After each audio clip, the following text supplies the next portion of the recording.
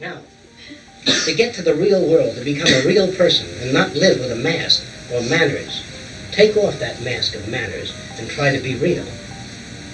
The more you pretend, the more you have to invent and develop false excuses for, the more devices you have to use. Like if I want to see somebody who didn't want to see me, I would do all kinds of things, which I know when somebody does that, I don't look at them as corrupt. I feel sorry for them, because they don't know how to be honest. And if you don't know how to be honest, the penalty is suffering and pain. It all ends. But when you're honest, that means when someone that you love rejects you, that's it. You accept it. And you don't say, why did you do it? I've never done anything wrong. Just say, is that the way you want it? Well, and you go away. But you don't fight back. You don't say, oh, you goddamn dumb broad. See, people do that because they're sick, because they don't know the meaning of love. Love is to stop climbing up on people and making demands on them and give them space to live and give them the opportunity to grow and try to help them grow. And if they can't make it, if they remain too far behind, it is cruel for you to stay with them. It is better for you to separate, diminish the relationship. Because don't think that you're good if you stay with a person that can't make it. If you're good-natured, the person climbs on your back and abuses you, and they can't make it, you're only perpetuating the abuse. The best thing to do is to try to help them in every way you know how. And once they begin to grow up, they can't afford to lean on you anymore. They turn away and they say, hey, there's a lot of things I can do to make life better for other people. And once they take that on, they don't have guilt anymore. And they don't have a low self-sufficiency. And they don't wonder whether anyone will love them.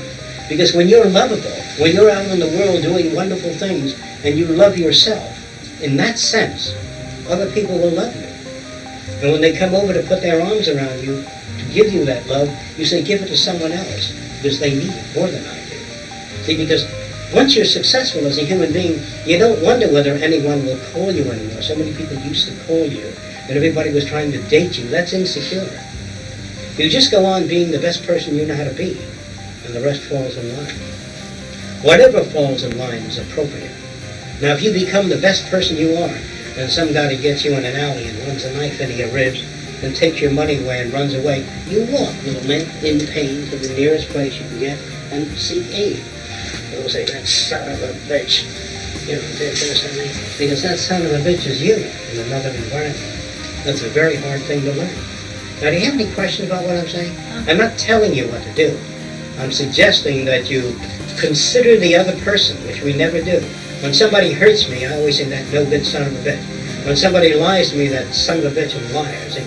Instead of saying, gee, I wonder what kind of environment they had come from to force them to behave in such a way. They can't even afford humanity. So, when you grow up, you stop feeling sorry for yourself. But you got to work at it. You got to work hard at it. Now, what's your question about? But I thought you were just putting down any affiliation. I'm putting down any kind of behavior that deals with mainly the self. That's where sickness comes. When you say, you know, nobody loves me, I'm 33 years old, I'm not married, and Jennifer's got a car and a house and a yacht, and her husband brings a lot of things, and her husband loves her, and my husband doesn't love me, and all that kind of shit, see? This is the shit that I'm talking about. That's the investment you make. And if that's where you're at, I can guarantee suffering until the day you die. That I guarantee. If you live around and nobody loves me, I'm 33 years old, I'm not married, my husband never whispers sweet nothings into my ear, that's it. That's when you're sick. Now, if your husband isn't warm and lovable, you ought to feel sorry for him.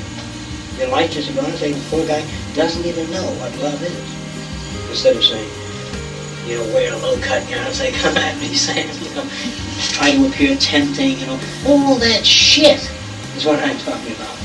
That shit never brings gratification to you. You know what it brings? Shit. If you don't understand what I'm talking about.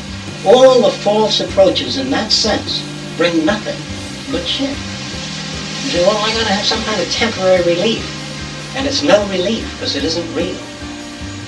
You know, when you tell somebody to scratch your back, you got a terribly itchy mosquito bite. And there's a sheet of glass between you and the scratch. There's no relief. So, sex and loneliness, where you generate moments of pleasure because you've been so sad, you pay off heavily because those moments are only very momentary and they come to a quick end and you land with the problem. But if you don't have the problem, there's an end. Let me put it in. Do you think you know what I mean? When you don't have the problem in the first place, you don't have to prove anything to anybody. I'm a desirable woman, somebody will want me. Or the guy says, I fucked 9 women this weekend. What's he trying to prove? Why doesn't he get up and says, I fucked 1 girl in 6 months? What are you trying to prove? What do you have to prove to other people? Why are men always trying to walk around proving that they're very virile? Why are they trying to prove that they got everybody flocking to them? There's a problem there. Why do I tell you I built the Fontainebleau Hotel? What's the matter with me? Why do I have to tell you that? See? Because the people that are always trying to prove something, in that sense, are the people that live in poverty. You know, Howard Hughes doesn't walk around opening his wallet, showing you $1,000 bill. He doesn't do that. You know who does that? A guy that was always called a bum, never amount to anything. Why, you guys never get nowhere, and you always be a shoe shine boy. When he makes it, he comes back to that area with his $40 suit, and he opens the wallet to these kids. See? He made it, but he has to come back every week. You understand what I mean? These people, this is the sickness I'm talking about. If only somebody could love me. Well, turn around and ask yourself this question. If you were a guy, would you love you? Hell no. Because I'm not that lovable.